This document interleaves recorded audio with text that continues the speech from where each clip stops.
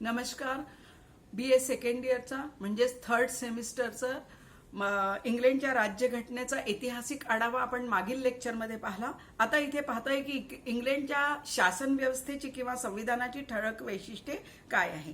आता इंग्लंडच्या शासन व्यवस्थेमध्ये आपल्याला असं दिसून येते की कुलीनतंत्र, राजतंत्र आणि लोकतंत्र या तिन्ही प्रकारचं संमिश्र स्वरूप आपल्याला पाहायला मिळते, असं आग नावाचा विचारवंत म्हणतो आहे.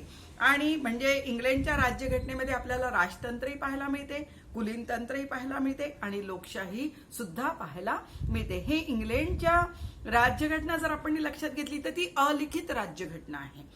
इथे म्हणजे कुठेही ती लिहिल्या गेलेली नाही. म्हणजे अलिखित राज्यघटना, त्याची ऐतिहासिक पार्श्वभूमी जर पाहिलं तर या सगळ्यांमुळे इंग्लंडच्या राज्य व्यवस्थेचे आपल्याला काही वैशिष्ट्ये दिसून येतात. तर इंग्लंडच्या संविधानाची काय वैशिष्ट्य आहे आपण पाहूया. तर सगळ्यात आधी पहिला आपण पाहतोय की प्राचीनतम संविधान आहे.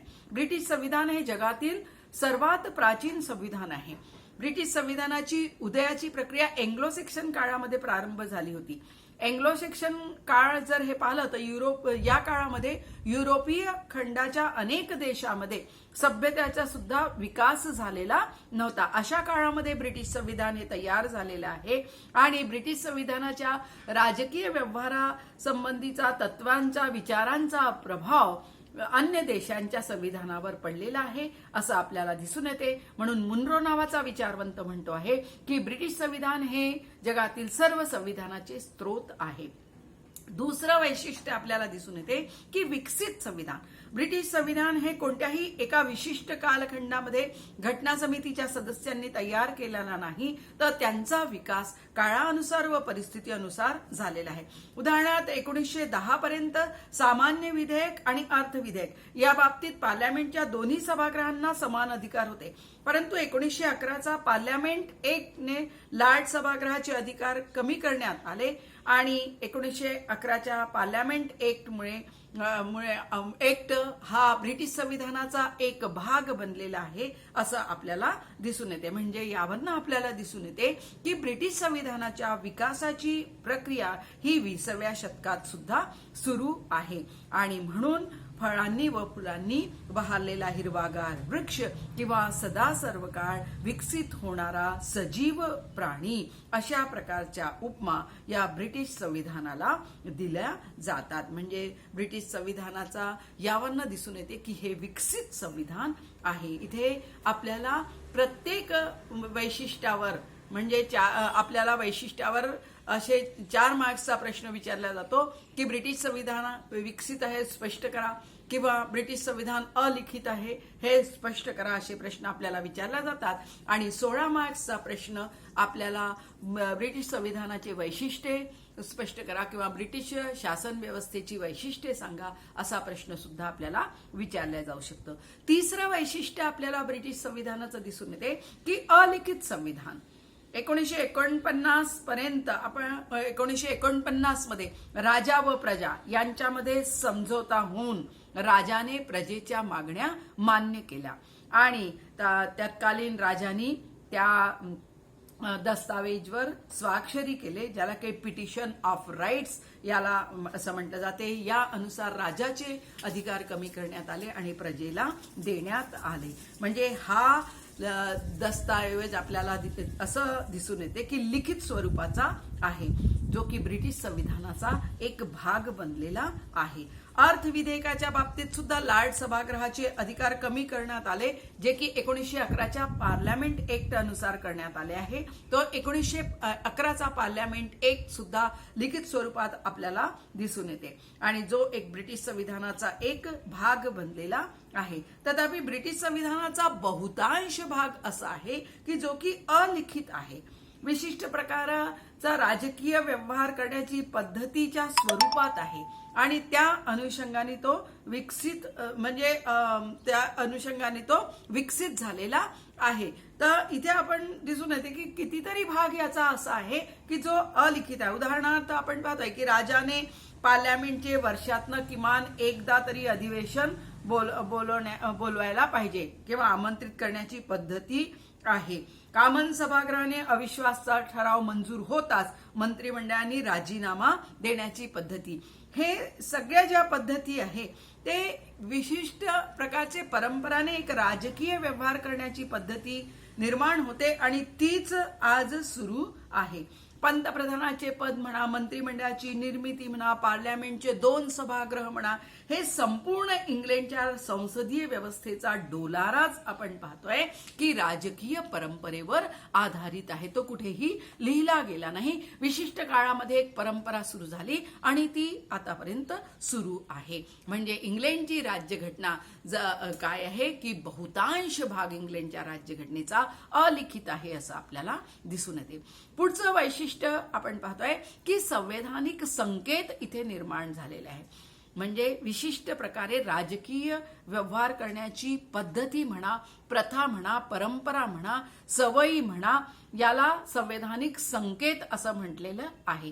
हे संवैधानिक संकेत राजाच्या विधिविषयक किंवा अन्य कोणत्याही अधिकाराशी संबंधित असो किंवा पार्लमेंटच्या संबंधित असो, पार्लमेंटच्या अधिकाराशी संबंधित असो, ते आपणास सत्तेचा वापर कसं करायचं यासंबंधी माहिती देण्याचं काम करतात आहे.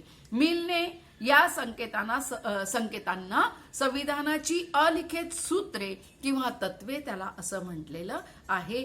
तर प्राध्यापक डायसी महोदयांनी याला संविधानाचे संकेत असं म्हटलेलं आहे. हे संविधानाचे जे संकेत आहे, ज्याला की प्रथा, परंपरा, रूढी, सवयी असं म्हटलं जाते, ते हे संविधानाचे संकेत अलिखित आहे. याचा अर्थ असा आहे की हे विचार विनिमय करून हे संकेत निर्माण झालेले नाही. एखादा राजकीय व्यवहार त्या विशिष्ट परिस्थितीमध्ये निर्माण होतो आणि त्यानंतर तो सतत सुरू राहतो. कारण की त्या राजकीय व्यवहाराशी संबंधित असणाऱ्या राजकीय संस्थेचे कार्य त्या संकेतामुळे सुरळीतपणे चालते आहे आणि म्हणून तो विशिष्ट परिस्थितीमध्ये निर्माण होतो आहे आणि तसाच तो चालत राहतो. उदाहरणार्थ, पार्लमेंटने बहुमताने मंजूर केलेले विधेयकला मंजुरीसाठी राष्ट्रप्रमुख असलेल्या राजाकडे किंवा राणीकडे पाठविले जाणे. राष्ट्रप्रमुख असलेल्या राजांनी त्यावर नकाराधिकाराचा उपयोग तो करू शकतो, पण तत्कालीन विशिष्ट परिस्थिती लक्षात घेऊन 1707 मध्ये पार्लमेंटने बहुमताने मंजूर केलेल्या विधेयकाला राजाने नकाराधिकाराचा उपयोग केला नाही आणि हे राजकीय व्यवहार पुढील काळातही सतत सुरू राहिला आणि परिणामी असं झाला की पार्लमेंटने बहुमताने मंजूर केलेल्या विधेयकाला राजाने नकाराधिकाराचा उपयोग करू नये असा राजकीय संकेत म्हणा किंवा प्रथा म्हणा किंवा परंपरा निर्माण झाली आणि ते आजपर्यंत सुरू आहे. या ही राजकीय संकेतमुळे काय होते आहे की पार्लमेंटचा हा जो राजकीय संकेत जो हा निर्माण झालेला आहे, त्यामुळे पार्लमेंट या संस्थेचे कार्य व्यवस्थित रूपाने चालत आहे आणि ते त्याला सहाय्यक ठरले आहे. म्हणजे एखाद्या विशिष्ट परिस्थितीमध्ये एखादा संकेत निर्माण होतो आणि त्यामुळे त्याच्याशी जुळलेली जे संस्था आहे त्याचे कार्य सुरळीत सुरू राहते, म्हणून ते कार्य तसंच चालू राहते. आणि म्हणून मग आता इथे प्रश्न उठतो आहे की या अलिखित संकेताचे पालन का केले जाते. तर या अलिखित संकेताचे पालन पार्लमेंटने मंजूर केलेल्या विधिनियमाशी संबंधित आहे. त्यामुळे एखादा जर राजकीय संकेताचा भंग झाला तर विधिनियमाचा सुद्धा भंग होतो. उदाहरणार्थ आपण पाहतो आहे की राजाने किमान वर्षातून एकदा तरी पार्लमेंटचे अधिवेशन बोलवले पाहिजे असा राजकीय संकेत आहे. या संकेताचा समजा भंग झाला की राजांनी पार्लमेंटचं अधिवेशन बोलवलंच नाही तर त्यांनी काय होईल, पार्लमेंटने मंजूर केलेल्या अंदाजपत्रकाची मुदत संपल्यानंतर कर वसुली करणे व खर्च करणे ते बेकायदेशीर ठरते. जर राजांनी बोलवलं नाही तर पार्लमेंटला परवानगी मिळणार नाही आणि त्याच्यामुळे पार्लमेंट न कोणता कर वसूल करू शकत, न कोणता कर कमी करू शकते आणि केलंही समजा असा तर ते बेकायदेशीर ठरेल. म्हणून राजाला पार्लमेंटचं वर्षातून एकदा अधिवेशन तरी बोलवावंच लागते. पार्लमेंटकडून आर्मी ऍक्टला फक्त एकाच वर्षासाठी मंजुरी मिळते. जर राजाने बोलवलं नाही तर परिणामी असं होईल की पार्लमेंटचे वर्षातून किमान एक तरी अधिवेशन आमंत्रित न केल्यास लष्करावरील सर्व खर्च बेकायदेशीर ठरते. आणि हे उदाहरणे जर आपण पाहिलं तर अलिखित राजकीय संकेत हे पार्लमेंटने मंजूर केलेल्या विधिनियमाशी संबंधित आहे आणि म्हणून याचं पालन केले जाते असे मत प्राध्यापक डायसी यांनी व्यक्त केलेले आहे. पण प्राध्यापक लावेल या मताशी सहमत नाही आहे. त्यांचं म्हणणं आहे की पार्लमेंट जे अंदाजपत्रक किंवा आर्मी एक्टला 5 वर्षासाठी सुद्धा मंजूर करू शकते, कारण की पार्लमेंट ही सर्वोच्च संस्था आहे म्हणून तिला वाटेल तर ती 5 वर्षाकरता सुद्धा मंजूर करून घेऊ शकते. म्हणून पार्लमेंटने कोणत्याही मुदतीसाठी अंदाजपत्रक किंवा आर्मी एक्टला ती मंजुरी देऊ शकते, तिला ते अधिकार आहे. पण असे घडल्यास वर्षातनं एकदा अधिवेशन बोलवलं नाही लावेल महोदय म्हणतात तरी काही फरक पडणार नाही आणि राजकीय संकेताचा भंग झाला तरी विधिनियमाचा भंग झाला असं म्हणता येणार नाही असं प्राध्यापक लावेलचं मत आहे. पण पुढे ते म्हणतात लावेल महोदय की राजकीय संकेताचं पालन का केलं जाते याचं खरं कारण असं आहे की राजकीय संकेताच्या मागे असणारं लोकमत आहे. लोकमत ही प्रचंड शक्ती आहे. पार्लमेंटचं वर्षातून किमान एकदा तरी अधिवेशन बोलवलं पाहिजे व आपण निवडून दिलेले प्रतिनिधीने तिथे आपली इच्छा व्यक्त केली पाहिजे अशी जनतेची इच्छा असते. या कारणामुळे या राजकीय संकेताचा भंग होऊ शकत नाही. अशा प्रकारे लोकमताच्या पाठबळामुळे अलिखित राजकीय संकेताचं पालन केलं जाते असं प्राध्यापक लावेल महोदय म्हणतात आणि प्राध्यापक जेनिंग्स महोदयांना सुद्धा असं वाटते. म्हणजे इथे राजकीय संकेत किंवा संवैधानिक संकेत चं पालन का केले जाते ही इथे आपण पाहिलं. पुढचं वैशिष्ट्य आपल्याला दिसून येते की इंग्लंडची राज्यघटना ही परिवर्तनशील किंवा लवचिक राज्यघटना आहे किंवा संविधान आहे. परिवर्तन किंवा लवचिक संविधानाचे सर्वोत्तम उदाहरण म्हणजे इंग्लंडचे संविधान आहे. इंग्लंडचे पार्लमेंट केवळ साध्या बहुमताने मंजूर केलेल्या कोणत्याही कायदा हे संवैधानिक कायदा होऊ शकते. इंग्लंडच्या पार्लमेंटनी साध्या बहुमताने जर कुठलाही कायदा निर्माण केला तर तो संवैधानिक कायदा होऊ शकते. कारण की इंग्लंडचे संविधान लिखित नाही आहे. यामुळे तिथे संकेतानुसार निर्माण झालेले राजपद म्हणा, लॉर्ड सभागृह म्हणा, हे जे विविध राजकीय संस्था आहे यांच्या कार्यामध्ये विधिनियमानुसार बदल करणे पार्लमेंटला शक्य होते. इंग्लंडमध्ये सामान्य कायदा व घटनात्मक कायदा असा फरक सुद्धा नाही आहे आणि म्हणून इंग्लंडचं संविधान लवचिक होण्याला कारणीभूत झालेलं आहे. म्हणून इंग्लंडच्या राज्यघटनाकडे जर आपण पाहिलं तर राजाचे अधिकार व सत्तेचे हळूहळू पार्लमेंटकडे हस्तांतरण झाले. पार्लमेंटकडून मंत्रिमंडळाकडे झाले आणि मंत्रिमंडळाकडनं पंतप्रधानाकडे होत गेलेले अधिकार व सत्तेचे हस्तांतरण जर आपण पाहिलं तर इंग्लंडच्या संविधानाची लवचिक स्वरूपाची कल्पना आपल्याला येते. म्हणजे इंग्लंडमध्ये कुठल्याही कायद्यामध्ये जर बदल करायचा असेल तर पार्लमेंटच्या साध्या बहुमताने ते बदल करता येते. मग यासोबतच आपण पाहतोय की लॉर्ड सभा आणि कॉमन सभागृह हे पार्लमेंटचे 2 सभागृह आहे आणि या 2 सभागृहाच्या संबंधामध्ये परिवर्तन घडवून येण्याकरता 1911चा पार्लमेंट एक्ट तिथे कारणीभूत आहे. आणि हे जर आपण पाहिलं की या 1911च्या पार्लमेंट एक्टमुळे लॉर्ड सभागृहाचे अधिकार कमी होऊन कॉमन सभागृहाचे अधिकार वाढले. हे जर आपण लक्षात घेतलं तर यावरनं सुद्धा आपल्याला इंग्लंडचे संविधान किती लवचिक आहे हे आपल्याला दिसून येते. आणि हे सगळं कार्य लोकमताच्या पाठिंब्याशिवाय मंत्रिमंडळ किंवा पार्लमेंटचं महत्वपूर्ण बदल घडवून कुठल्याही प्रकारचं तिथे येऊ शकत नाही जोपर्यंत लोकमत पाठिंबा देत नाही. म्हणजे आपल्याला लक्षात घेणे इथे आवश्यक आहे की लोकमताचा पाठिंबा त्याच्या मागे आहे म्हणून कुठल्याही प्रकारचं परिवर्तन तिथे होऊ शकते. पुढचं वैशिष्ट्य आपल्याला इंग्लंडच्या राज्यघटनेमध्ये दिसून येते कायद्याची अधिसत्ता. कायद्याची अधिसत्ता म्हणजे हे काय आहे? कायद्यानुसार चालणारं शासन. अलिखित संविधान असून सुद्धा इंग्लंडच्या नागरिकांना कुठल्याही शासन व्यवस्था आली तरी तिथल्या नागरिकांना दडपशाहीची भीती वाटत नाही.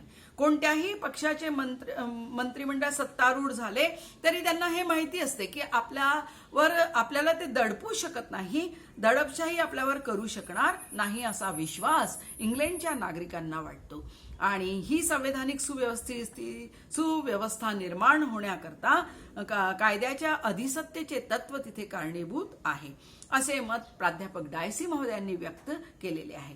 कायद्याची अधिसत्ताला राज्यशास्त्रामध्ये फार महत्वाचे स्थान आहे, कारण की या तत्वाचा स्वीकार आधुनिक काळातील देशांनी सुद्धा केलेला आहे. या दृष्टीने कायद्याच्या अधिसत्तेचे तत्व हे इंग्लंडच्या शासन व्यवस्थेने राज्यशास्त्राला दिलेली एक मोठी देणगी आहे असं म्हणता येईल. कायद्याची अधिसत्ता हे महत्वपूर्ण म्हणजे हे तत्व कसं उदित झालं हे जर आपण पाहिलं तर यामध्ये आपण पाहतोय की राजा म्हणजे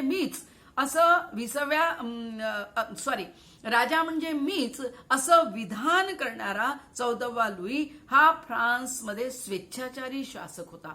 हा स्वतःच्या लहरी अनुसार जुलमी राज्यकारभार करत होता. फ्रान्समधील राजेशाही आणि इंग्लंडमधील राजेशाही जर आपण पाहिली तर इथे राजकारणामध्ये आपल्याला फार तफावत दिसून येते. आणि हे तफावत निर्माण होण्याचं कारणच असं आहे की इंग्लंडमध्ये कायद्याची अधिसत्ता या तत्वाचा उदय तुलनात्मक दृष्टीने लवकर झाला आहे. आणि म्हणून इथे कायद्याची अधिसत्ता याचा अर्थ निरंकुश व सर्वश्रेष्ठ असं शासन नाही, तर याचा अर्थ असा होतोय की अशी संवैधानिक शासन संस्था जी लहरी अनुसार नाही तर कायद्याच्या आधारावर राज्यकारभार करते, त्याला आपण काय म्हणतो? कायद्याची अधिसत्ता असं म्हणतोय. आणि या तत्वाचा स्वीकार आज जगातील सर्वच देशांनी केलेला आहे. प्राध्यापक डायसी महोदयांनी कायद्याच्या अधिसत्तेचे पुढील अर्थ म्हणावं किंवा 3 अर्थ सांगितलेले आहे. पहिला अर्थ ते असं म्हणतात आहे की राजा किंवा अन्य शासनकर्ते यांच्या लहरी अनुसार शासन चालणार नाही, तर कायद्याचे उल्लंघन केले असेल तरच संबंधित नागरिकाला शिक्षा केली जाईल. म्हणजे राजा किंवा अन्य शासनकर्तेच्या लहरी अनुसार कोणाला शिक्षा केले जाणार नाही. तर जर एखाद्या व्यक्तीने कायद्याचे उल्लंघन केले असेल तरच शिक्षा केली जाईल. म्हणून जोपर्यंत न्यायालयामध्ये एखाद्या व्यक्तीवर गुन्हा सिद्ध होत नाही तोपर्यंत कोणत्याही व्यक्तीला शिक्षा देण्यात येऊ नये. दुसरा ते सांगतात आहे की सामाजिक व राजकीय जीवनामध्ये काही व्यक्तींचे स्थान श्रेष्ठ असू शकते, काहींचे कनिष्ठ असू शकते, परंतु कायद्यासमोर सर्व नागरिक समान आहेत.